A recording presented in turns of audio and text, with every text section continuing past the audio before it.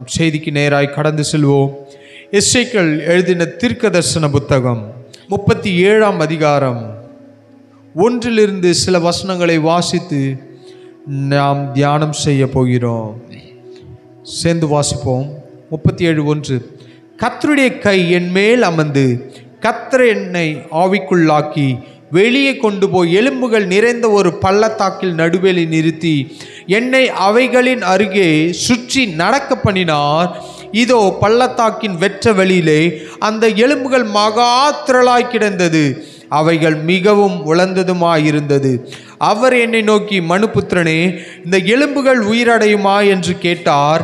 அதற்கு நான், கர்த்தராகிய ஆண்டவரே, தேவரீர் அதை அறிவேர் என்றேன்.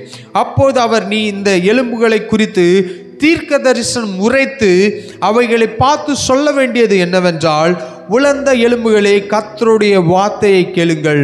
கர்த்தராகிய ஆண்டவர் இந்த எலும்புகளை நோக்கி, இதோ நான் உங்களுக்குள் ஆவியை பிரவேசிக்க பண்ணுவேன், அப்பொழுது உயிரடைவீர்கள். நான் உங்கள் மேல் நரம்புகளை சேர்த்து உங்கள் மேல் மாம்சத்தை உண்டாக்கி உங்களை தோளினால் மூடி உங்களின் ஆவியை கட்டளையிடுவேன். அப்போது நீங்கள் உயிரடைந்து நான் கர்த்தர் என்று அறிந்து கொள்வீர்கள் என்று உரைக்கிறார் என்று சொல் என்றார். எனக்கு கட்டளையிட்டபடியே நான் தீர்க்க தரிசனம் உரைத்தேன். நான் தீர்க்க தரிசனம் உரைக்கையில் ஒரு இரைச்சல் உண்டாயிற்று. இதோ அசைவுண்டாகி ஒவ்வொரு எலும்பும் தன் தன் எலும்போடே சேர்ந்து கொண்டது. நான் பார்த்து கொண்டு இருக்கையில் இதோ அவைகள் மேல் நரம்புகளும் மாம்சமும் உண்டாயிற்று. மேற்புறம் எங்கும் தோலினால் மூடப்பட்டது, ஆனாலும் அவைகளில் ஆவி இல்லாதிருந்தது. அப்பொழுது அவர் என்னை பார்த்து, நீ ஆவியை நோக்கி தீர்க்க தரிசனம் உரை. மனுபுத்திரனே, நீ தீர்க்க தரிசனம் உரைத்து ஆவியை நோக்கி, கர்த்தராகிய ஆண்டவர் உரைக்கிறது என்னவென்றால், ஆவியே, நீ காற்று திசை 4லும் இருந்து வந்து கொலையுண்ட இவர்களை உயிரடையும்படிக்கு இவர்கள் மேல் ஊது என்கிறார் என்று சொல் என்றார். எனக்கு கற்பித்தப்பட்டபடியே நான் தீர்க்க தரிசனம் உரைத்தேன். அப்போது ஆவி அவளுக்குள் பிரவேசிக்க அவர்கள் உயிரடைந்து காலூன்றி மகா பெரிய சேனையாய் நின்றார்கள். இங்க வாசிக்கிறோம், எசேக்கியேல் என்கின்ற தீர்க்கதரிசி, அவன் மேல் கர்த்தருடைய கரம் அமர்கிறது. அவர் அவன் மேல் கையை வைக்கிறார். இந்த எசேக்கியேல் தீர்க்க தரிசன புத்தகத்தில் நாம் வாசிக்கும் போது அந்த தேசம் அழிக்கப்பட்டு இவர்கள், இந்த எசேக்கியா தீர்க்கதரிசி கூட இருந்த ஜனங்கள்லாம், ஒரு ராஜா என்ன பண்றான், அவனுடைய நாட்டுக்கு கொண்டு போய் இவர்களை வைத்திருக்கிறார்கள். ஒரு தேசத்தில் இருக்கிறார்கள். அந்த தேசத்துல தான் ஆண்டவர் பேசுகிறார். சிறைச்சாலையில் இருக்கிறார்கள். சிறைச்சாலையில் அனுபவத்தில் ஆண்டவர் பேசுகிறார். இனி சிறைச்சாலை, ஒரு ஆள் தப்பு பண்ணினால்தான் சிறைச்சாலைக்கு போக வேண்டும், தண்டனை பெற்றால்தான் சிறைச்சாலைக்கு அனுப்புவார்கள். ஆனால் ஒரு தவறும் செய்யாத எசேக்கியா தீர்க்கதரிசி, அவர் சிறைச்சாலையில் இருக்கிறார். ஒரு அந்நிய தேசத்தில் இருக்கிறார். ஆண்டவரை அறியாத தேசத்தில் இருக்கிறார். இவர் ஒரு தீங்கும் செய்யாதவர். ஆனால் இவர் தீர்க்க தரிசனம் உரைக்கிறார் ஆண்டவருக்காக.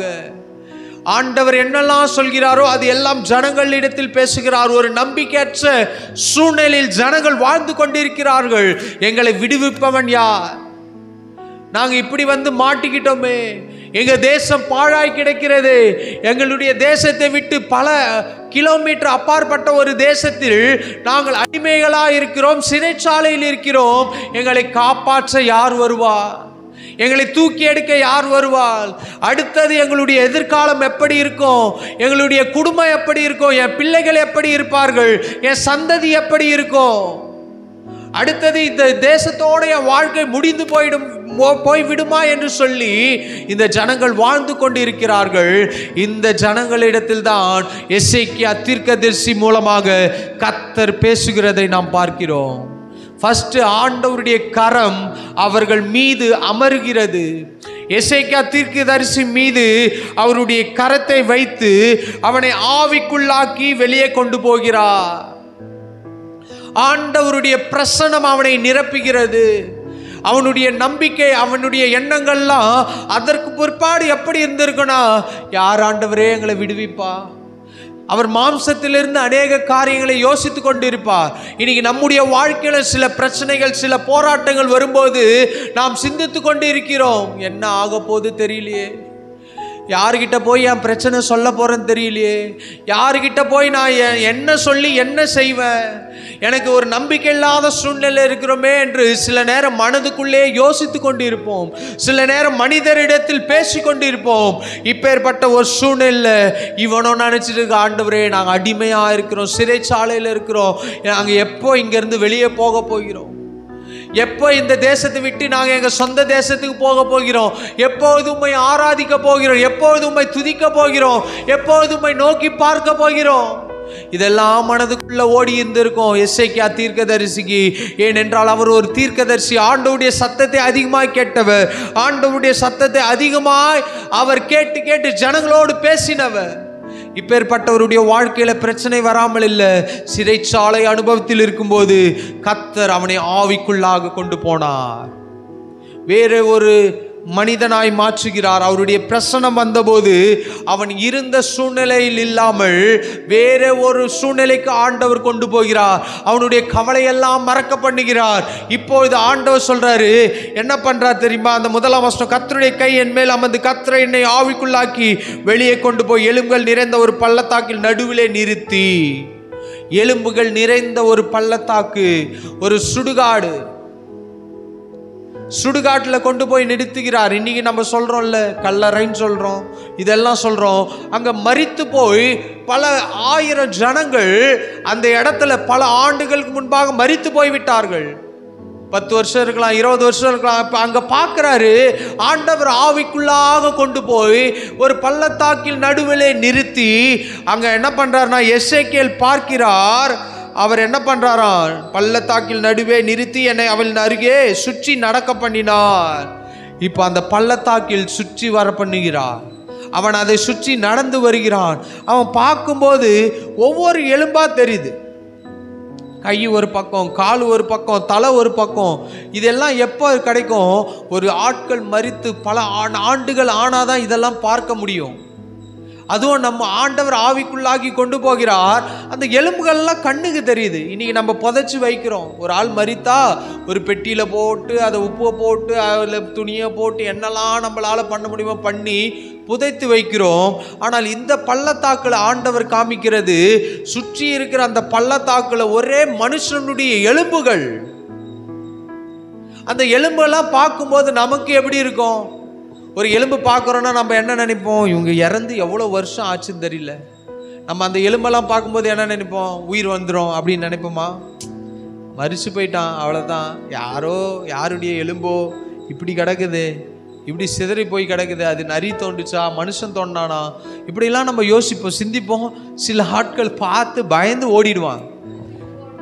ஆனால் இங்க வாசிக்கிறோம், அங்க எலும்புகள் பள்ளத்தாக்கில் நடுவே நிறுத்தி, அந்த எலும்புகள் மகாத்திரளாய் கிடந்ததா, அவைகள் மிகவும் உலர்ந்ததுமாயிருந்தது. உலர்ந்து போய் கிடக்குது. பூ உதிர்ந்தது, உலர்ந்ததுன்னு சொல்றோம் பார்த்தீங்களா? உலர்ந்து போய் அப்படியே தூள் தூள் தூளாக கிடக்கிறது. இங்க ஆண்டவர் ஆவிக்குள்ளாகி ஒரு இடத்துல பள்ளத்தாக்கில் நடுவே நிறுத்தி அவனை நிறுத்தி விட்டுட்டு சுற்றி நடக்க பண்ணினார். நடக்கிறாரு. இப்ப பார்க்கிறாரு. பார்த்தா அந்த எலும்புகள்லாம் அப்படியே உலர்ந்து போய் கிடக்கிறது. நம்பிக்கை இல்லாத சூழ்நிலை. சில நேரம் நம்முடைய வாழ்க்கையிலையும் நம்ம திரும்பி பார்க்கும்போது இது நடக்குமா, இது முடியுமா, நம்பிக்கையே கிடையாது. எல்லாம் ஜீரோவா இருக்கிறது. எல்லாம் இழந்து போய்விட்டோம். எல்லாம் நஷ்டத்தில் போய் கொண்டிருக்கிறது. தரித்திரத்தில் போய் கொண்டிருக்கிறோம். வியாதியில என் வாழ்க்கை போய் கொண்டிருக்கிறது. கடன் பாரத்தில் என் வாழ்க்கை போய் கொண்டிருக்கிறது. என் மகளுக்கு கல்யாணம் நடக்கல, பல ஆண்டுகளாக தடையாய் கிடைக்கிறது. அல்லது என் பையனுக்கு ஒரு நல்ல வேலை கிடைக்கல, ஒரு நல்ல பொண்ணு கிடைக்கல, நல்ல ஒரு மாப்பிள்ளை கிடைக்கல, எல்லாம் தடையாய் கிடைக்கிறது. நம்பிக்கையற்ற ஒரு சூழ்நிலை. ஒரு வீடு கட்ட முடியல, நின்று போச்சு. அல்லது ஒரு லேண்டை வாங்க முடியல, அது ஒரு தடையா இருக்கிறது. பல ஆண்டுகளாக வாடகை வீட்டிலே உக்காந்துட்டு இருக்கிறோம், எல்லாம் தடையா இருக்கிறது. திரும்பி பார்த்தால் நம்பிக்கையற்ற ஒரு சூழ்நிலை.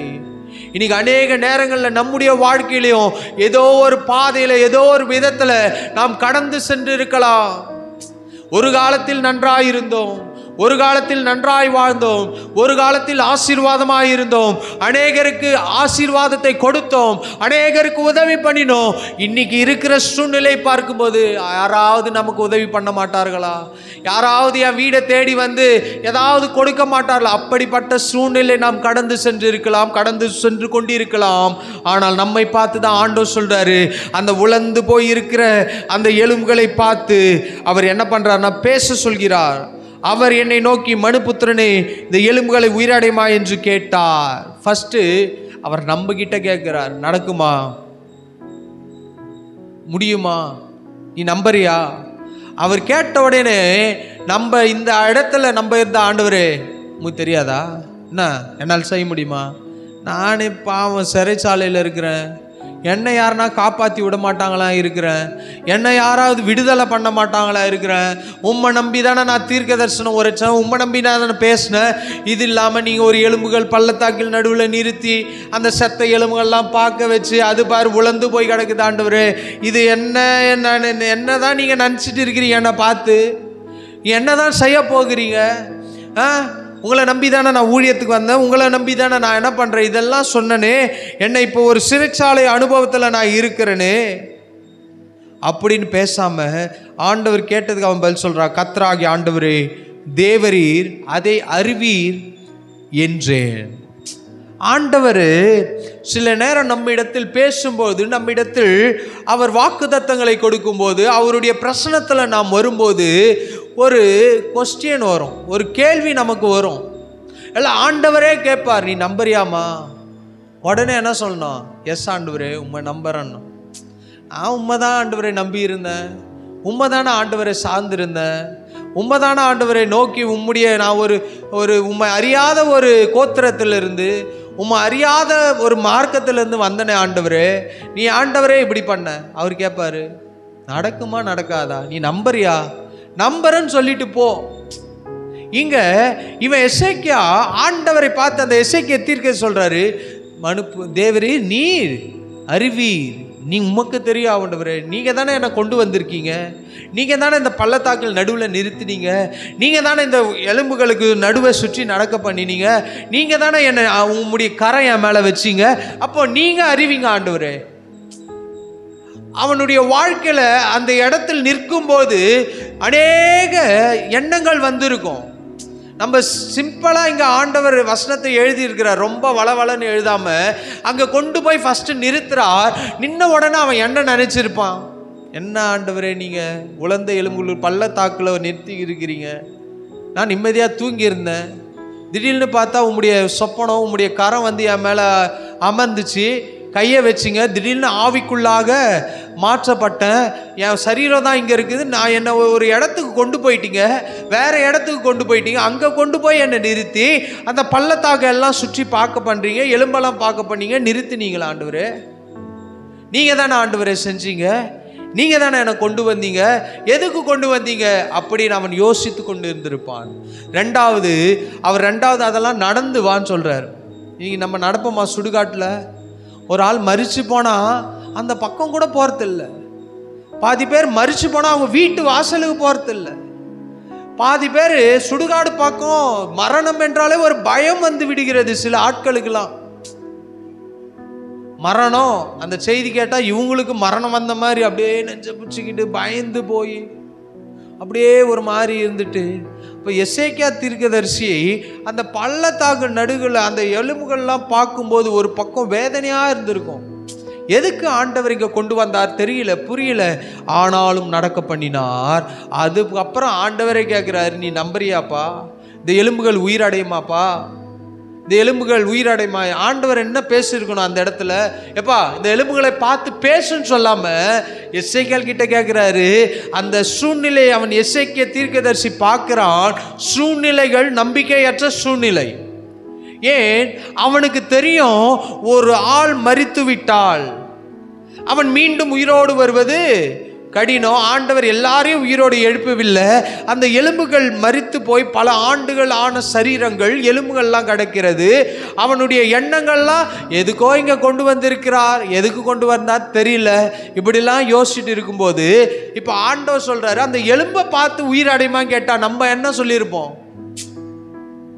ஆண்டவரே செத்து 4 நாள் ஆயிருந்தா கூட பரவாயில்ல, 1 வாரம் ஆயிருந்தா கூட பரவாயில்ல, 1 நாள் ஆயிருந்தா கூட பரவாயில்ல, ஒரு 2 மணி நேரம் ஆயிருந்தா கூட பரவாயில்ல ஆண்டவரே. அவனுக்கு சரீரம் இருக்கு, அவனுக்கு சதை இருக்கு, கண் இருக்கு, மூக்கு இருக்கு, வாய் இருக்கு, பல்லு இருக்கு, நாக்கு இருக்கு, எல்லாமே அவன் உடம்புல இருக்குது. இப்போ உயிரடையுமான்னு நீங்க கேட்டீங்கன்னா நான் உயிரடையன்னு சொல்லுவேன். ஆனால் எலும்புகள்லாம் அப்படியே தூள் தூளா கிடைக்குது. ஆண்டவரே என்ன ஆண்டவரே, எப்படி ஆண்டவரே உயிரடையும் அப்படின்னு கேட்காம, அப்படின்னு ஆண்டவர்கிட்ட பதில் சொல்லாம, அது நீர் அறிவீர் ஆண்டவரே அப்படின்னு சொன்ன உடனே ஆண்டவர் மறுபடியும் அதே எசேக்கியேல் தீர்க்கதரிசி கிட்ட சொல்லி கொடுக்கிறார். நான் சொல்வதை நீ சொல்லு, அது அப்படியே நீ உன் கண்களால் பார்ப்பாய், அது நடக்கும். இன்னைக்கு ஆண்டவர் என்ன நம்முடைய வாழ்க்கையில் சொல்லுகிறாரோ, ஆண்டவர் என்ன நம்முடைய வாழ்க்கையில் பேசுகிறாரோ, அதை நாம் பேசினால் போதும், அற்புதத்தை நம்முடைய கண்களால் பார்க்க முடியும், காதுகளால் கேட்க முடியும், சரீரத்தில் உணர முடியும். இங்க எசேக்கியா தீர்க்கதரிசி கிட்ட ஆண்டவர் பேசினார். அதை திரும்ப அவருக்கே சொல்ற, ஆண்டவரே உமக்கு தெரியும் ஆண்டவரே, நீர் செய்வீர் ஆண்டவரே சொல்லி முடிச்சிட்டு இப்போ அதே ஆண்டவர் எசேக்கியா தீர்க்கதரிசி கிட்ட சொல்றாரு, நீ இந்த எலும்புகளை பார்த்து தீர்க்க தரிசனம் உரைக்க வேண்டும். எப்படி தீர்க்க தரிசனம் உரைக்க வேண்டும்? நான் சொல்கிறபடி நீ சொன்னால் அது நடக்கும். இன்னைக்கு அநேக நேரத்தில் ஆண்டவர் என்ன சொல்கிறாரோ அதை செய்யாமல் செய்யக்கூடாததை செய்து கொண்டிருப்பதினால்தான் நம்முடைய வாழ்க்கையில் பிரச்சனைகளை அனுபவித்துக் கொண்டிருக்கிறோம். ஆண்டவர் எசேக்கியா தீர்க்கதரிசி கிட்ட இதெல்லாம் செய் என்று சொன்னதை, அவர் சொன்ன வார்த்தைகளை அப்படியே கேட்டு அவன் பேச ஆரம்பிக்கிறான். அந்த சரீரத்தினிடத்தில், அந்த எலும்புகளிடத்தில் அவன் பேசுகிறதை நாம் பார்க்கிறோம். 4ஆம் வசனம், அப்பொழுது அவர், நீ இந்த எலும்புகளை குறித்து தீர்க்க தரிசனம் உரைத்து அவைகளை பார்த்து சொல்ல வேண்டியது என்னவென்றால், உலர்ந்த எலும்புகளே கர்த்தருடைய வார்த்தையை கேளுங்கள். அங்க அந்த எலும்புகளிடத்தில் எசேக்கியா தீர்க்கதரிசி பேசுகிறான், கர்த்தருடைய வார்த்தைகளை கேளுங்கள். இன்னைக்கு நீங்க எலும்பு போல உலர்ந்து போய் ஆண்டவருடைய சமூகத்தில் நீங்க வந்திருக்கலாம். நம்பிக்கையற்ற சூழ்நிலைகள் நீங்க வந்திருக்கலாம். நடக்காது என்கின்ற ஒரு சூழ்நிலை வந்திருக்கலாம்.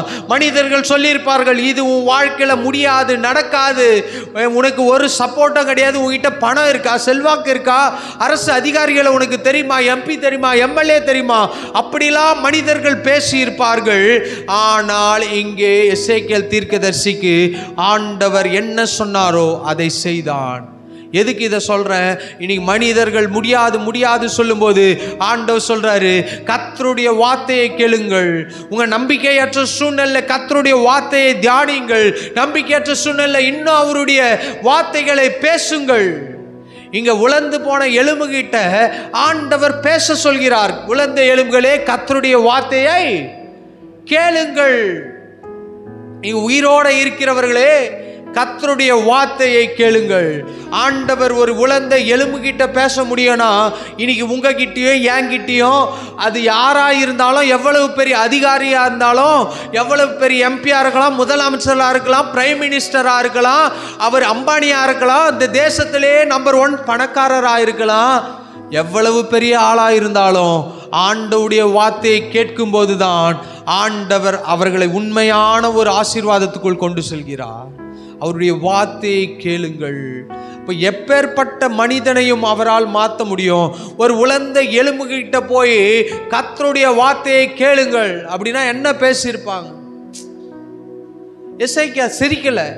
என்ன ஆண்டவரே, எலும்பு கிட்ட போய் பேச சொல்றீங்க?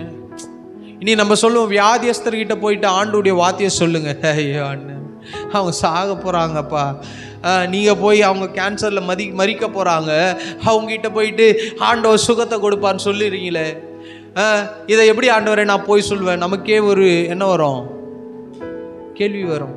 என்ன ஆண்டவரே, நான் சொல்கிறேன், ஒரு சில நேரத்தில் அவர்கள் சரீரத்தில் மரித்தாலும் அவளுடைய ஆவியில் மரிப்பதில்லை. சில நேரம் நம்ம என்ன நினைக்கிறோம், ஆண்டவரே, நம்ம ஒரு ஹாஸ்பிட்டல் போனால் என்ன நினைக்கிறோம், வியாதிக்காக மட்டும்தான் ஜெபம் பண்ணிட்டு வரோம். ஆனால் சில நேரம் சில மனிதர்கள் மரிக்க போகிறாள் தெரிஞ்சும் நாம் எதுக்காக ஜெபம் பண்ணுறது தெரியுமா? அவங்க ஆவிக்குரிய வாழ்க்கையில் ஏதாவது எப்படியாவது அவங்க பரலோகம் போயிடக்கூடாதா, ஆண்டவரை அறிஞ்சு கொள்ளக்கூடாதா? ஆண்டவரை ஏற்றுக்கொள்ளக்கூடாதா? ஆண்டவரை நம்பக்கூடாதா? நமக்கு தெரியும் ஒரு ஆள் மரிக்க போகிறாள் என்று தெரிந்தாலும் ஏன் ஜெபிக்கிறோம் அங்கே போயிட்டுனா, அப்படியாவது ஆண்டவரை நம்பட்டுமே, அப்படியாவது விசுவாசிக்கட்டுமே, கர்த்தர் மேலே ஒரு நம்பிக்கை வரட்டுமே, கர்த்தர் எப்படியாவது என்னை காப்பாற்றிடுவார். எப்படி இந்த உலகத்தில் கண்ணை மூடனாலும் அங்கே காப்பாற்றிடுவார். நரகத்துக்கு போக வேண்டிய ஒரு ஆத்மா பரலோகத்துக்கு போகட்டுமே. அப்போ ரெண்டு விதத்தில் மனுஷனுடைய வாழ்க்கையில் நாம் பேசணும் ஆண்டவருடைய வார்த்தையை. ஒன்று, சரீரத்திலே அவரால் சுகத்தை கொடுக்க முடியும். இன்னொன்று, சரீரத்தில் சுகம் கிடைக்கினாலும் மரித்து போனாலும் பரலோகத்தில் அப்பா கூட இருக்க வேண்டும் என்றால் அவருடைய வார்த்தையை கேட்க வேண்டும். எல்லாருடைய வாழ்க்கையில எல்லா நேரத்திலும் ஆண்டவர் சரீர சுகத்தை கொடுப்பதில்லை. எல்லாருக்கும் உடனே வியாதியிலிருந்து விடுதலை கொடுப்பதில்லை. சில நேரம் வியாதியின் வழியாக தான் கடந்து போய் மரிக்க வேண்டி இருக்கிறது. சில நேரம் வியாதியின் வழியாக தான் கர்த்தரை பார்க்க வேண்டி இருக்கிறது. சில நேரம் வியாதியின் வழியாக தான் கர்த்தரை கூப்பிட வேண்டி இருக்கிறது. வியாதியே வரலன்னா ஆண்டவரை தேடுவோமா? பண கஷ்டம் வரலன்னா ஆண்டவரை தேடுவோமா? எல்லாம் இருக்கு, நான் எதுக்கு கடவுளை நோக்கி பார்க்கணும்? பணம் இருக்கு, படிப்பு இருக்கு, செல்வாக்கு இருக்கு, வீடு இருக்கு, எல்லாமே இருக்கு, நான் எதுக்கு ஆண்டவரை பார்க்கணும்? எனக்கு என்ன அவசியம் இருக்கு? ஒரு பெரிய பணக்காரர்கிட்ட போய் பேசுங்களேன், இயேசுவை நம்புங்க, இயேசுதான் பரலோகத்துக்கு வழி, இயேசுதான் அவர் ஜீவன், இயேசுதான் நம்பிக்கை, அவரே நானே வழியும் சத்தியம் ஜீவனுமாய் இருக்கிறேன் என்று சொல்லியிருக்கிறாரு. என்னை என்று ஒருவனும் பிதாவினிடத்துல வர முடியாதுன்னு சொல்லியிருக்கிறாரு. இதெல்லாம் வசனம் சொல்லி இருக்கிறது. இப்படிலாம் போய் பேசினாலோ அவங்க ஏற்றுக்கொள்வதில்லை. ஏன்? அவங்க அந்த தேவையின் உச்சகட்டத்துக்கு வரவில்லை. ஏதோ ஒரு விதத்தில் நாம் எத்தனை தான் போய் மனிதர்கள் எத்தனை க்ரூசைடு போடலாம், ஓப்பனர் மீட்டிங் போடலாம், எத்தனையோ பேருக்கு போய் ட்ராக்ஸ் கொடுக்கலாம், எத்தனையோ பேருக்கு போய் பைபிளை கொடுக்கலாம், எத்தனையோ வீட்டில் போய் ஏசு நல்லவர், ஏசு நல்லவர், ஏசு நல்லவர், சர்ச்சுக்கு வா, சர்ச்சுக்கு வா, சர்ச்சுக்கு வான்னு சொன்னாலும் அவர்கள் ஏன் சர்ச்சுக்கு வரவில்லை என்றால் அந்த தேவையின் உச்சகட்டத்துக்கு அவர்கள் வரவில்லை. என்னைக்கு அவன் தேவையின் உச்சகட்டத்துக்கு வரானோ, என்னைக்கு மனிதர்கள்லாம் நம்பி ஏமாந்து போய் நிற்கிறானோ, என்னைக்கு வியாதியின் உச்சத்தில் நிற்கிறானோ, என்னைக்கு பண தேவையின் கஷ்டத்தில் நிற்கிறானோ, அன்னைக்கு போய் சொல்லுங்க இயேசு நல்லவர்னா உடனே கேட்டுக்கொள்வார்கள். இனி மனிதர்கள் அவர்களுடைய தேவைக்காக கடவுளை தேடுகிறார்கள். அது வரைக்கும் நீங்க என்ன போய் போராடுங்க, அக்கா சர்ச்சுக்கு வாக்கா. நீங்கள் சாட்சி யாருன்னா கேட்டுங்களேன், நான் 10 கோடிக்கு அதிபதியாக இருந்தேன், ஆண்டவரை ஏற்றுக்கொண்டேன்னு சொன்ன ஒரு ஆள் கிடையாது. நான் 10 கோடிக்கு அதிபதியாக இருந்து நான் ஜீரோவா நிற்கும் போது இயேசு என்னை தேடி வந்தார், இயேசு எனக்கு வாழ்வை கொடுத்தார், இயேசு எனக்கு ஜீவனை கொடுத்தார். நான் தற்கொலைக்கு நேராக என் கழுத்தில் கயிறை போடும்போது ஒரு சத்தம் கேட்டது, நான் உன் கூட இருக்கிறேன், நான் உனக்கு துணையா இருக்கிறேன், நான் உன்னை கைவிட மாட்டேன் என்று ஒரு சத்தம் கேட்டது. அதனால நான் இயேசுவை ஏற்றுக்கொண்டேன்.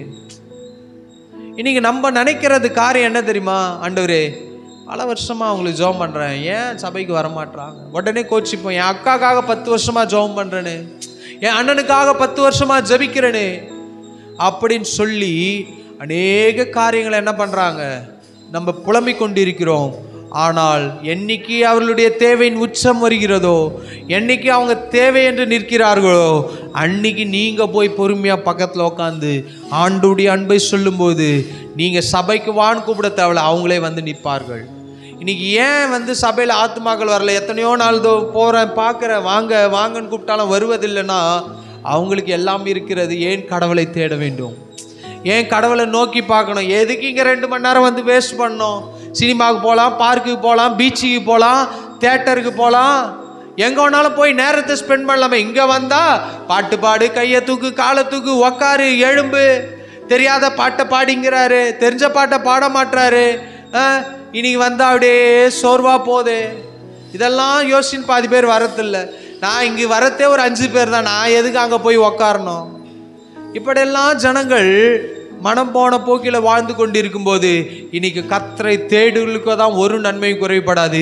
எசேக்கியா தீர்க்கதரிசி ஆண்டவர் என்ன பண்ற? எசேக்கியா தீர்க்கதரிசி சொல்லி கொடுக்கிறா, கர்த்தருடைய வார்த்தைகளை கேளுங்கள்.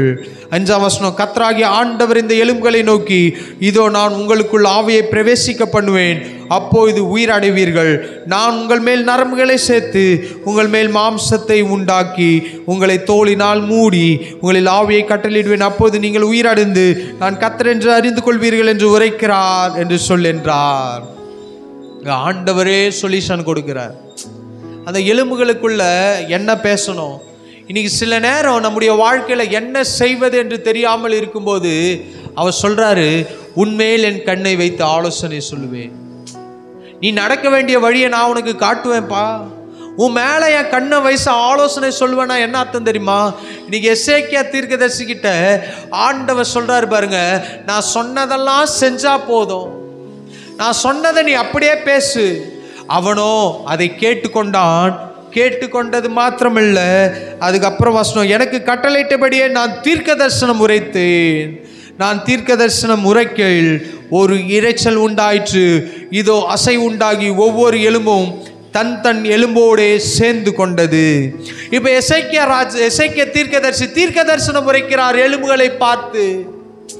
எலும்புகளை பார்த்து பேசும்போது, இன்னைக்கு வீடியோல பார்க்குறோம் தெரியுமா, அப்படியே திடீர்னு அங்கேருந்து இங்கேருந்து வந்து அப்படியே ஒரு உருவமாக மாறிடும், ஒரு சரீரமாக மாறிடும். இந்த பொம்மை படம்லாம் பிள்ளைங்க பார்ப்பாங்க, அங்கே கை இருக்கும், இங்கே கால் இருக்கும், இங்கே மூக்கு இருக்கும், இங்கே தலை இருக்கும், அப்படியே சுற்றிட்டு வந்து எல்லாம் ஒன்றாய் அப்படியே நிற்கும் பாருங்க, உடனே பசங்களுக்கு சந்தோஷமாயிடும்.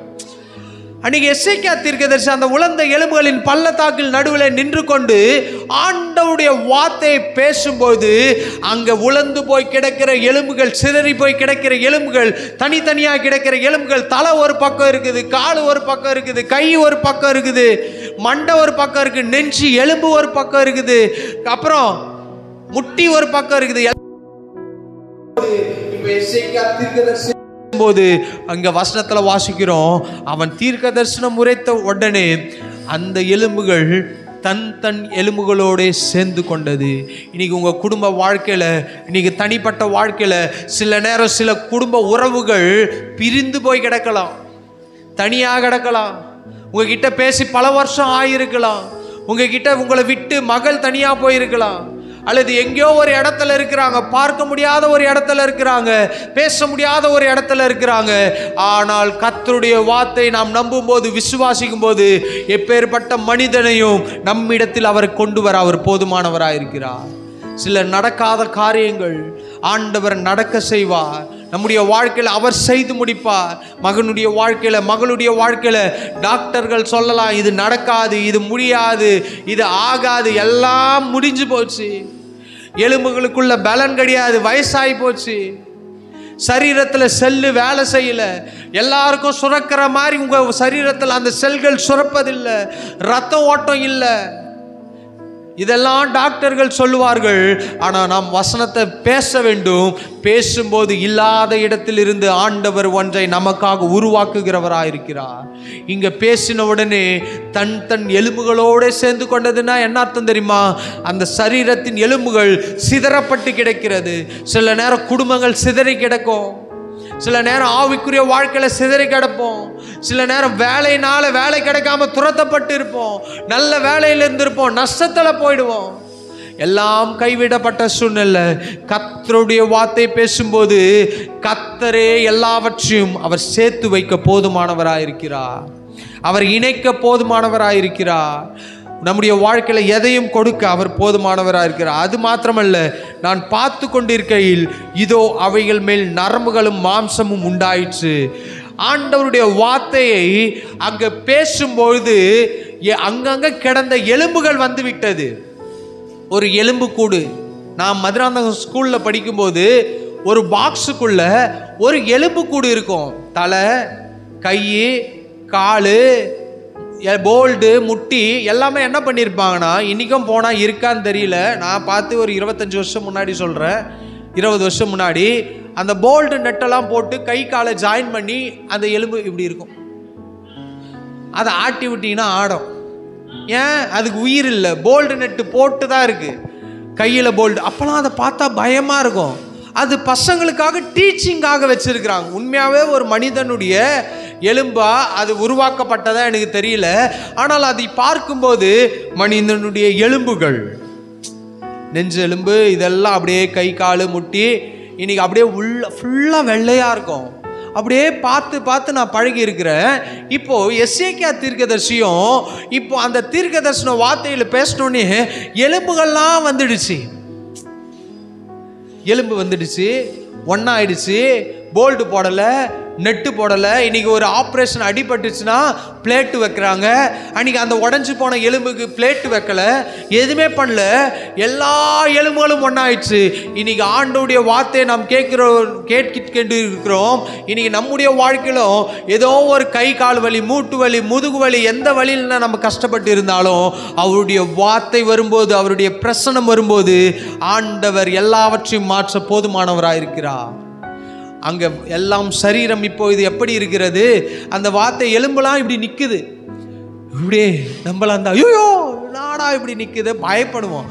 இப்போ அந்த சரீரத்தில் பார்க்கும்போது எப்படி இருக்கும், இங்கேருந்து பார்த்தா எலும்புக்கு அந்த பக்கம் இருக்கிற வீடு தெரியும், அந்த பக்கம் இருக்கிற நிலம் தெரியும். ஏன் அங்கே ஒன்றுமே இல்லை, ஓப்பனாக இருக்கிறது, ஓப்பனாக இருக்கிறது ஒரு கண்ணாடி போல.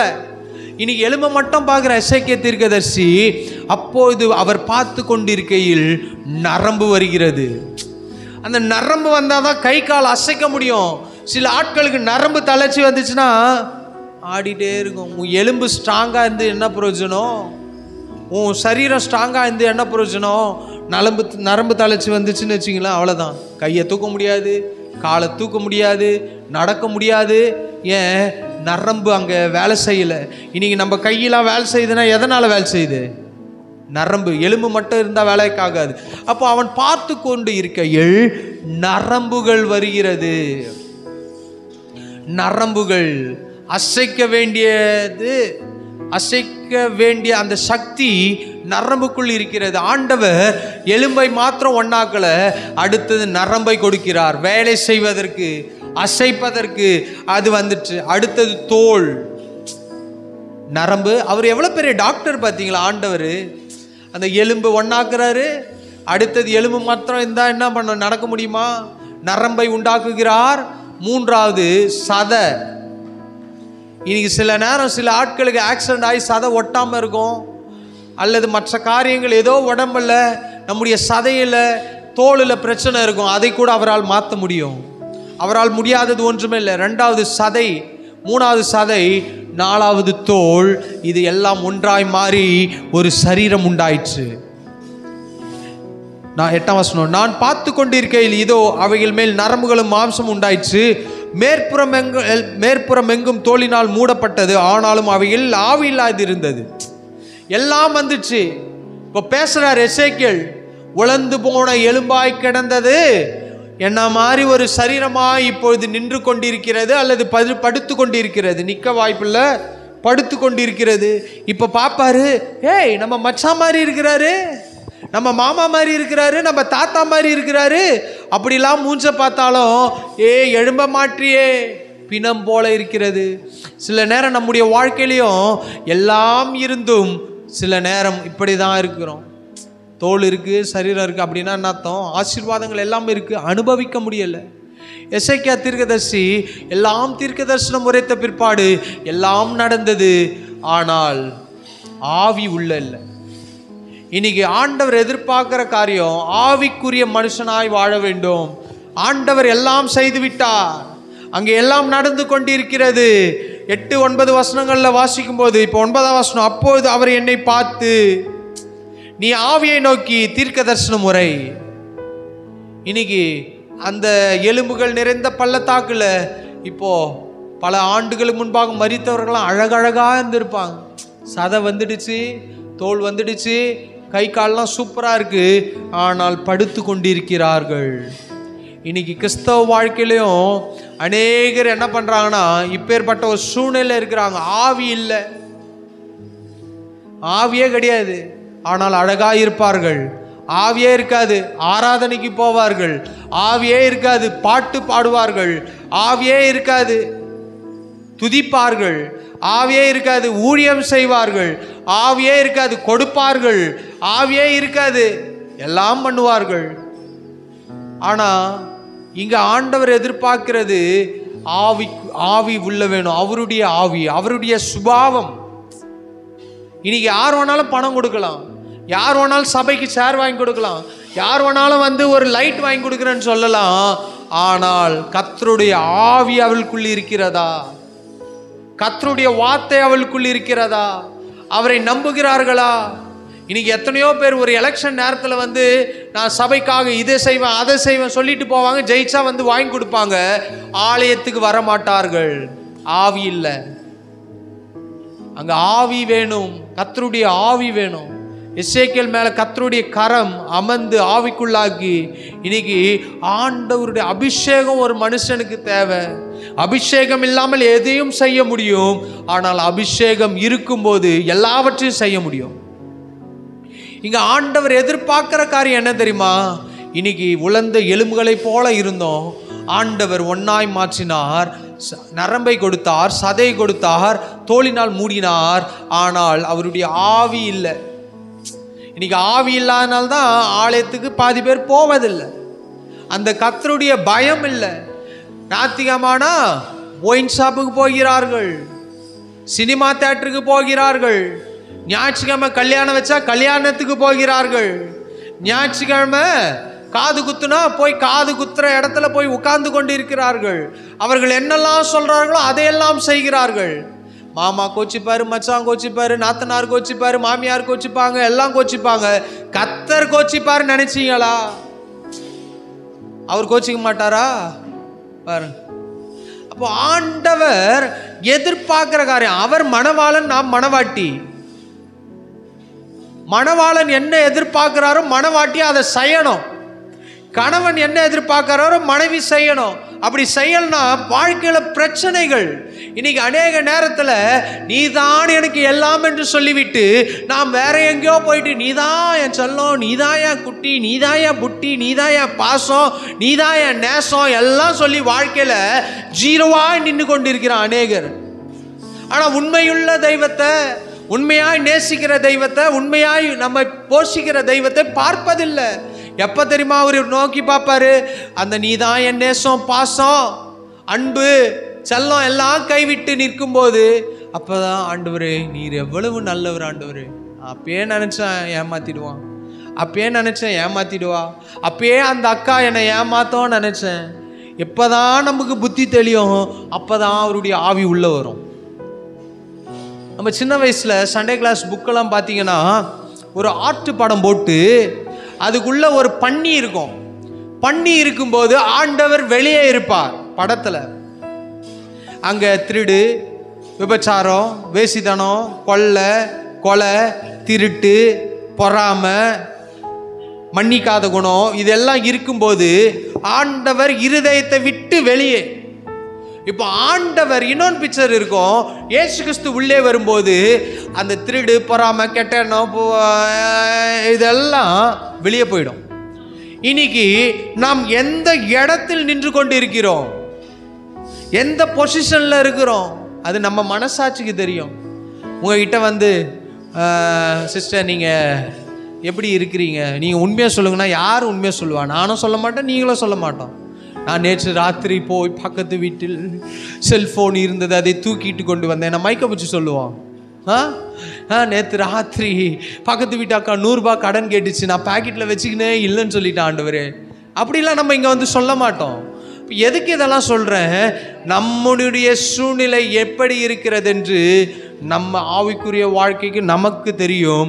இங்கே ஆண்டவர் சொல்றாரு, ஆவிக்குரிய வாழ்க்கை உயிர்ப்பிக்கப்பட்டால்தான் அது சேனையாய் மாறும், நடக்க முடியும். நீங்க ஆவிக்குரிய வாழ்க்கையில கர்த்தரை நோக்கி பார்க்க வேண்டும் என்றால், கர்த்தரை நோக்கி கூப்பிட்டு அவர் நமக்கு அற்புதம் செய்ய வேண்டும் என்றால், கர்த்தர் நமக்காக பேச வேண்டும் என்றால், கர்த்தர் நமக்காக வழக்காட வேண்டும் என்றால், ஆவிக்குள்ளான மனுஷனாய் நாம் மாற வேண்டும். அவருடைய ஆவி இங்க வரணும். ஆண்டவர் ஆதாமை எடுத்து, ஆதாமை எதனால உருவாக்கினாராம்? மண்ணுனால உருவாக்கினார். அதுவே பொண்ணுனால உருவாக்கியிருந்தா அன்னைக்கே ஆண்டவர் அந்த ஏவாளம்மா ஆதாமை வித்துட்டு இருக்கும். ஆண்டவர் நல்ல வேளை மனுஷனை மண்ணுனால உருவாக்கினார். நேற்று வீடியோ பார்க்குறேன், ஒரு போலீஸுடைய 5 சவரன் நகையை பிச்சுட்டு போறான். கழுத்தில் இருந்து போலீஸு, அந்த அம்மா, பாதுகாப்பில்லாத உலகம். ஆனால் ஆண்டவர் மனிதனை மண்ணுனால உருவாக்கி எல்லாம் பண்ணிட்டாரு. இப்போ அந்த மண்ணு அப்படியே தான் கிடைக்கிறது. ஆதாம் என்கின்ற பெயர் வைக்காத வரைக்கும் அவன் மண்ணு தான். இன்னைக்கு ஆண்டவர் நம்முடைய வாழ்க்கையில வராத வரைக்கும் நம்ம மண்ணு தான், பொண்ணு கிடையாது. பொண்ணுனா இந்த பொண்ணை சொல்லலாமா? நகை, பொண்ணு ஒரு மதிப்புக்குரியவர்கள் இல்லைன்னு சொல்றேன். மண்ணாயிருந்த மனுஷனுக்குள் அவருடைய ஆவி அப்படி ஊதுறாரு, அவனுக்குள் அங்க ஆத்மா வருகிறது, அவன் உயிர்ப்பிக்கப்படுகிறான், மனிதனாய் மாறுகிறான். இன்னைக்கும் ஆண்டவருடைய ஆவி நமக்குள் வரும்பொழுதுதான் அவருடைய சாயல் நமக்குள் வருகிறது. இன்னைக்கு ஆண்டவர் நம்ம எதிர்பார்க்கிறது உலர்ந்த எலும்புக்குள் நிறுத்தி எல்லா அற்புதமும் ஆண்டவர் பண்ணிட்டு, இன்னைக்கு ஆவி மட்டும் இல்லைன்னா நாம் பிணமாய் கிடக்கிறோம். இன்னைக்கு எத்தனையோ கிறிஸ்தவர்கள் ஆவிக்குரிய வாழ்க்கையில ஜீரோவா இருக்கிறாங்க. வெளியே கோட்டு போட்டுப்பாங்க, ட்ரெஸ்ஸை போட்டுப்பாங்க, எல்லாம் பண்ணிப்பாங்க, வெளியே ஏமாத்தி கொண்டு இருப்பார்கள். எத்தனையோ கிறிஸ்தவர்கள் ஏமாத்துறாங்க. அதுவும் சபைக்குள்ளே ஏமாத்துகிறவர்கள் இருக்கிறார்கள். சீக்கிரமாய் பணக்காரன் ஆவது எப்படி? பிரதர், நீங்க கஷ்டத்தோடு இருக்கிறீங்களா? உங்களுக்கு நான் உதவி பண்றேன் பிரதர் அப்படின்னு பேசுவாங்க. அழகா சபையில இருந்தே பேசுவாங்க, சூப்பரா பேசுவாங்க. உங்களை உயர்த்துவது தான் என் நோக்கம்னு சொல்லுவாங்க. இதெல்லாம் பேசி கடைசியில் நீங்க கடத்தக்காரனா உங்களை நிக்க வச்சிடுவாங்க. எதனா ஒரு சவரன் நகை இருக்கா, 1 லட்சம் கொடுங்க பிரதர், உங்களுக்கு மாசம் 20,000 ரூபாய் கிடைக்கும் பிரதர் அப்படின்னு இதை நம்பி அந்த 1 லட்சம் எடுத்துன்னு போய் கொடுத்தவங்க நடுத்தெருவில் நிற்பாங்க. இன்னைக்கு சீக்கிரமாய் பணக்காரன் ஆவது எப்படி? சபைக்குள்ள, அதுவும் இந்த சபைக்குள்ள ஒரு நாளும் உங்க பிசினஸும் பண்ணக்கூடாது, எதுவுமே பண்ணாதீங்க. அது மனஸ்தாபம் தான் வரும். நீங்க நல்லது பண்ணாலும் வரும், கெட்டது பண்ணாலும் வரும், எப்படியும் தேடி வரும். அதனால 2 பேர் சபைக்கு வராம வேற சர்ச்சுக்கு போயிடுவாங்க. நிறைய இடத்துல நடக்கிறத சொல்றேன். ஏன் அவங்க சர்ச்சுக்கு வரல? அவங்க 2 பேரும் க்ளோஸ் ஃப்ரெண்டு. இப்போ சர்ச்சுக்கு போய் கொஞ்ச நாளா சண்டை, அதனால அவங்க வேற சர்ச்சுக்கு போயிட்டாங்க. இவங்க 2 பேரும் க்ளோஸ் ஃப்ரெண்டு, புருஷன் முன்னாடி மாதிரியே வருவாங்க சர்ச்சுக்கு, ஒரே மாதிரி தான் ட்ரெஸ் பண்ணுவாங்க. 6 மாசம் கழிச்சு பாரு, இது அதை பற்றி குறை சொல்லும், அது இதை பற்றி குறை சொல்லும். 2 சர்ச்சுக்கு போகாமல் வீட்டில் உக்காந்துக்கின்னு சர்ச்சுக்கு போகிறவங்களையும் கெடுத்துட்டு உக்காந்துருக்கோம். எதுக்கு சொல்கிறேன் தெரியுமா? உங்களுடைய பிஸ்னஸை சபைக்கு வெளியே வச்சுங்க, உங்களுடைய தொழிலை சபைக்கு வெளியே வச்சுங்க, உங்களுடைய அந்த உதவி பண்ணுற காரியம்லாம் இங்கே எடுத்துகிட்டு வந்து வச்சுட்டு சொல்லாமல் போயிடுங்க. இது நான் இந்த பிரதர் கொடுக்குறேன். உடனே ஒரு பேரை போட்டு கொட்டை எழுத்தில் ரெபேக்கா வர்கீஸ் அவர்கள் இந்த பொருளை கொடுத்தார்கள். அப்புறம் விஜயகாந்த் அவர்கள், விஜய் அவர்கள், இதெல்லாம் போட்டு போட்டு வைக்காதீங்க. ஒரு ஆளுக்கு உதவி செஞ்சால் லெஃப்ட்டுக்கு செஞ்சது ரைட்டுக்கு தெரியக்கூடாதான், ரைட்டுக்கு தெரிஞ்சது லெஃப்ட்டுக்கு தெரியக்கூடாதான். உன் கை பண்ணதே சொல்கிறேன், நம்மளுடைய கரம் பண்ணதே சொல்கிறேன்.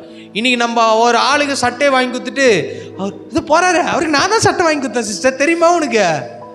தெரியுமா உனக்கு? நான் தான் வாங்கி கொடுத்தேன். அவர் இந்த சர்ச்சுக்கு வரும்போது எப்படி வந்தார் தெரியுமா? கீஞ்ச பேண்டோட வந்தாரு. என் பையன் தான் வாங்கி கொடுத்தான். கேட்டாங்களே யாருன்னா உங்ககிட்ட? அப்ப ஆண்டவர் எப்படி ஆசீர்வதிப்பார்? சபை என்பது ஒரு குடும்பம்.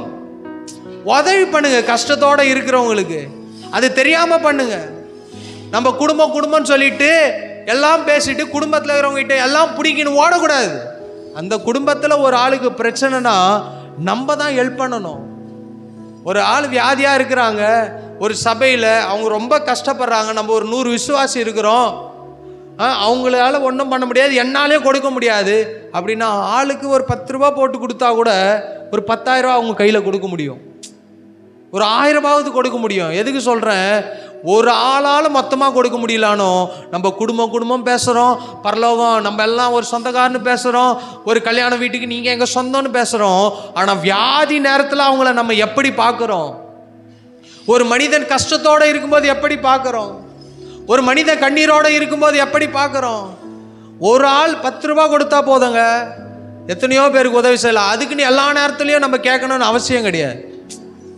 ஒரு ஆளுக்கு நம்ம கொடுக்கும்போது அவன் நல்லாகி உண்மையாகவே நாளைக்கு வேற ஒருத்தவங்களுக்கு பிரச்சனை பண்ணும்போது, பிரச்சனையே இருக்கும்போது சரீரத்தில் உதவி செய்வார்கள். சபையிலிருந்து உதவிகள் அநேகருக்கு போக வேண்டும். நான் எங்கே போனாலும் சில மக்களுக்காக சில திங்ஸ்லாம், அந்த ரூமை திறந்து பாருங்க, ரூம் ஃபுல்லாக ட்ரெஸ் இருக்குது. நான் வர சொல்லியிருக்கிறேன், இந்த ஏரியா இருளர்களாம் வாங்க, கொஞ்சம் வந்து எடுத்துகிட்டு போங்க. நீ காலையிலே போய் பார்க்கணும், பார்த்த நேரம் இல்லை. அப்போ அவர்களை வர சொல்கிறோம். ஏன்? உதவி செய்கிறோம். சபையிலிருந்து உதவி செய்ய வேண்டும். ஒரு படிக்க முடியாத பசங்களை படிக்க வைக்கணும். அது எந்த மதமாக இருக்கலாம், எந்த மார்க்கமாக இருக்கலாம். கிறிஸ்தவனை மாத்திரம் தான் படிக்க வைப்பேனா, அது ஆண்டவருடைய அன்பு நமக்குள்ள இருக்காது. இன்னைக்கு எப்படி ஆகி போச்சு தெரியுமா? நான் கிறிஸ்தவனா? பிரதர் நீங்கள் சர்ச்சைக்கு போறீங்களா? வாங்க வாங்க உங்க வேலை தரேன். பிரதர் நீங்கள் சர்ச்சைக்கு போறவரா? வாங்க உங்கள் பையனை நான் படிக்க வைக்கிறேன். உண்மையாகவே சபைக்கு போகிறவர்கள் கஷ்டப்படுகிறவர்கள் தான் படிக்க வைக்கணும்.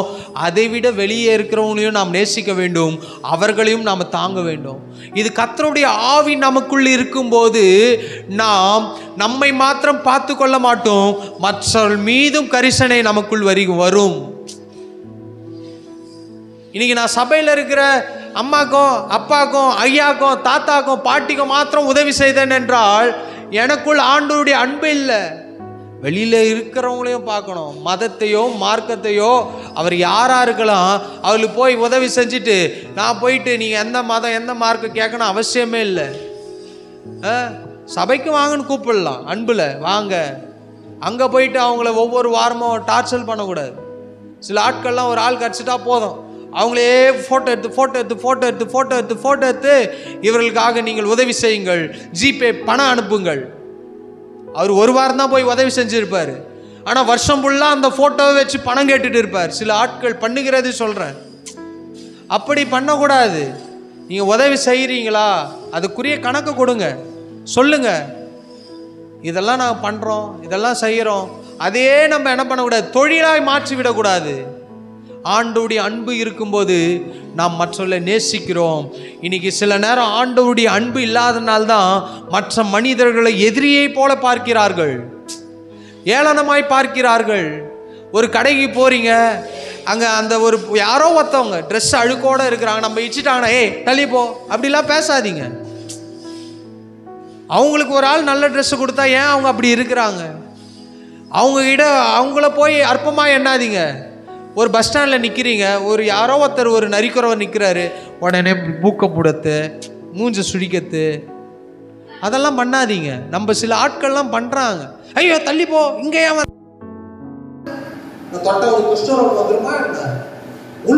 விட மோசமாக கேவலமான வாழ்க்கை நம்ம தான் வாழ்ந்துட்டு இருப்போம்.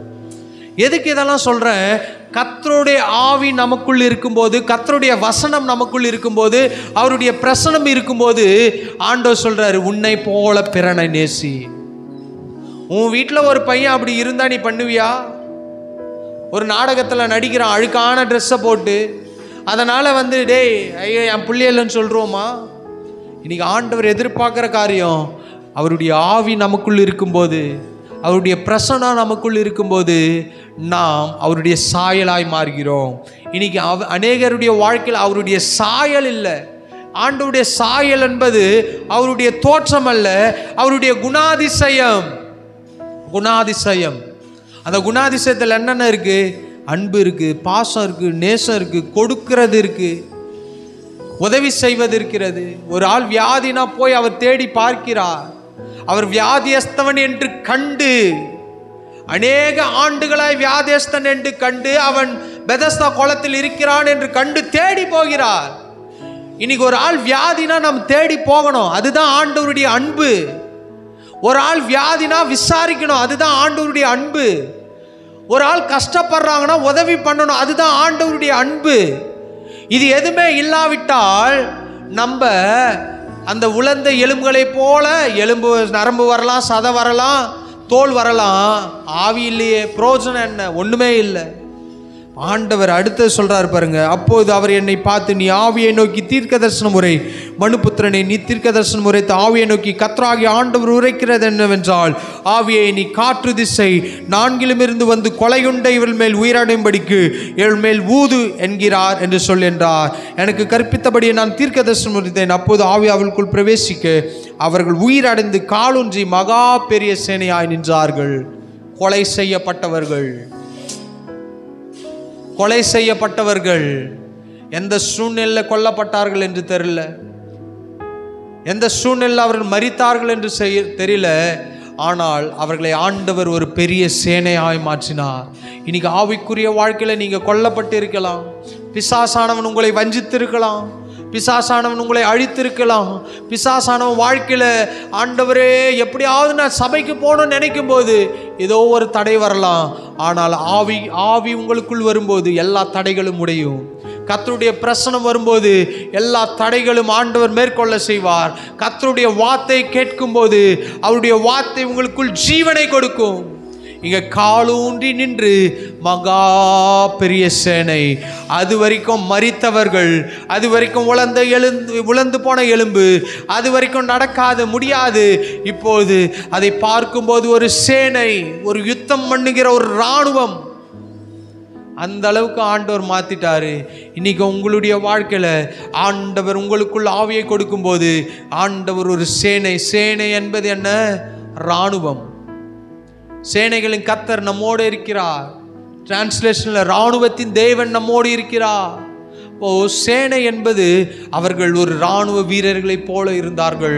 இன்னைக்கு ஆவிக்குரிய வாழ்க்கை உயிர்ப்பிக்கப்படும் போது, உங்களுடைய ஆவிக்குரிய வாழ்க்கையில் ஆண்டவருடைய பிரசனம் வரும்போது, ஆவிக்குள்ளான மனிதனிடத்தில் ஆண்டவர் பேசும்போது நீங்க ஒரு சேனை.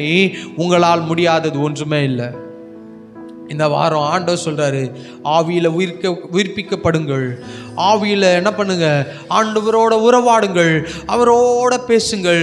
சில நேரம் சொல்லுவாங்க பாருங்க, நான் படுத்த படுக்கை ஆயிட்டேன், ஆனால் ஆண்டவரோடு பேசி கொண்டிருந்தேன். வாய் ஒன்றும் போகாது. ஆனால் ஆண்டவரோட என் இருதயத்தில் பேசினேன், எனக்கு ஒரு பலன் வந்தது. இன்னைக்கு நான் நடக்கிறேன்னு அநேகருடைய சாட்சியை கேட்டிருக்கிறோம். இன்னைக்கு உங்களுடைய ஆவி அவரோட கனெக்ஷன் ஆகணும், தொடர்புக்கு வரணும், சிக்னலுக்குள்ளே வரணும். அதுக்குள்ளே வந்தால் போதும். அந்த தொடர்பு அதுக்குள்ளே வரும்போது ஆண்டவர் உங்களுடைய வாழ்க்கையை உயர்த்த போதுமானவராக இருக்கிறார். நாம் யாவரும் இருக்கிற உங்களை கண்களை மூடி இந்த நாளில் கேட்ட வார்த்தையின்படி, ஆண்டவரே எங்கள் குடும்பத்தை உயிர்ப்பீங்கப்பா, என் தனிப்பட்ட வாழ்க்கையை உயிர்ப்பீங்கப்பா, எங்கள் பிள்ளைகளுடைய வாழ்க்கையை உயிர்ப்பீங்கப்பா. எல்லாம் இருக்கிறது, அவனுக்குள்ள ஆண்டவர் இல்லை. எல்லாம் இருக்கிறது, அவனுக்குள்ள ஆண்டவருடைய பிரசனம் இல்லை. திறமை இருக்குது, தாளந்து இருக்குது, செல்வாக்கு இருக்குது, வசதி இருக்குது, கார் இருக்குது, வீடு இருக்குது, பங்களா இருக்குது. ஆனால் ஆண்டவர் இல்லையே. இன்னைக்கு ஆண்டவர் எதிர்பார்க்குற காரியம் எல்லாம் இருந்து என்ன பிரயோஜனப்பா? நான் உனக்குள் இல்லையே, என் வார்த்தை உனக்குள் இல்லையே, என் பிரசனம் உனக்குள் இல்லையே, என் ஜீவன் உனக்குள் இல்லையே. ஆண்டுடைய எண்ணங்கள் இந்த காலை நேரத்தில் ஆண்டுடைய சமூகத்தில் நாம் யாவரும் இருக்கிற இடங்களில் கண்கள் மூடி, பிதாவே நீங்கள் என் வாழ்க்கையில் வாங்கப்பா, என் உள்ளத்தில் வாங்கப்பா, என் இல்லத்தில் வாங்கப்பா, என் குடும்ப வாழ்க்கையில் வாங்கப்பா, என் ஆவிக்குரிய வாழ்க்கையை உயிர்ப்பிக்கும்படியா ஜெபிக்கிறோம். அற்புதம் செய்யுங்கப்பா. என் சூழ்நிலை உமக்கு தெரியும், நான் போகிற பாதை உமக்கு தெரியும், என் வழியை நீங்கள் அறிந்திருக்கிறீங்க, நான் போகிற தூரத்தை அறிந்திருக்கிறீங்க, நான் எந்த இடத்துல விழுந்தேன் என்று அறிந்திருக்கிறீங்க. அது எனக்கும் தெரியும் அப்பா. என்னை மன்னியுங்க. ஒரு விஷயம், குற்றங்களை மன்னிங்க, என் குறைகளை மன்னியுங்க. ஆண்டவரே ஒரு அற்புதம் என் வாழ்க்கையில் செய்யுங்க என்று ஆண்டவரை நோக்கி ஒரு நிமிஷம் ஆண்டவரை பார்த்து கேட்போமா? ஆண்டவரே அற்புதம் செய்யுங்க, அதிசயத்தை செய்யுங்க, ஆச்சரியமான காரியங்களை செய்யுங்க. பிதாவே இந்த காலை நேரத்தில் வந்த ஒவ்வொருவருக்காக ஜெபிக்கிறோம். வந்த ஒவ்வொருவரையும் ஆசீர்வதிங்க. ஒவ்வொருடைய வாழ்க்கையிலையும் ஆவிக்குரிய வாழ்க்கை உயிர்ப்பிக்கப்பட உம்முடைய சுவாசம் இவர்களுக்குள்ளாக வர கர்த்தர் உதவி செய்யும்படியா ஜெபிக்கிறோம். பெரிய காரியங்களை செய்யுங்க அப்பா, கூட இருங்கப்பா, வழி நடத்துங்கப்பா. வசனத்தில் வாசிக்கிறோமே ஆண்டவரே, எசேக்கியேல் அந்த தீர்க்க தரிசனம் உரைத்த போது இன்னைக்கு நாங்களும் உடைய வார்த்தையை பேசும்போது அற்புதம் நடக்கும் அப்பா, நடக்க போகிறதப்பா. அதற்காக நன்றி செலுத்துகிறோம். ஆட்சி தேற்றுங்க. இன்னைக்கு சபைக்கு வராத குடும்பங்களுக்காக ஜெபம் பண்ணுறோம். அவர்களை கர்த்தர் ஆசீர்வதிப்பீராக, பலப்படுத்துவீராக. மீட்பரட்சகர் இயேசு நாமத்தில் ஜெபிக்கிறோம் ஜீ நல்ல பிதாவே, ஆமென் ஆமென். சேர்ந்து சொல்வோம், என் ஆத்துமாவே கர்த்தரை ஸ்தோத்திரி, என் முள்ளமே பரிசுத்த நாமத்தை ஸ்தோத்திரி, என் ஆத்துமாவே கர்த்தரை ஸ்தோத்திரி, அவர் செய்த சகல உபகாரம் மறவாதே. ஆமென் ஆமென். நம்முடைய கர்த்தராகிய இயேசு கிறிஸ்துவின் கிருபையும் பிதாவாகிய தேவனுடைய அன்பும் பரிசுத்த ஆவியானவருடைய அன்பின் ஐக்கியமும் இன்றும் என்றும் சதா காலங்களும் நம் அனைவரோடும் இருப்பதாக. ஆமென் ஆமென். ஹல்லேலூயா. ஒருவர் ஒரு வாழ்த்து சொல்லுங்கள். கர்த்தர் உங்களை ஆசீர்வதிப்பார். God bless you.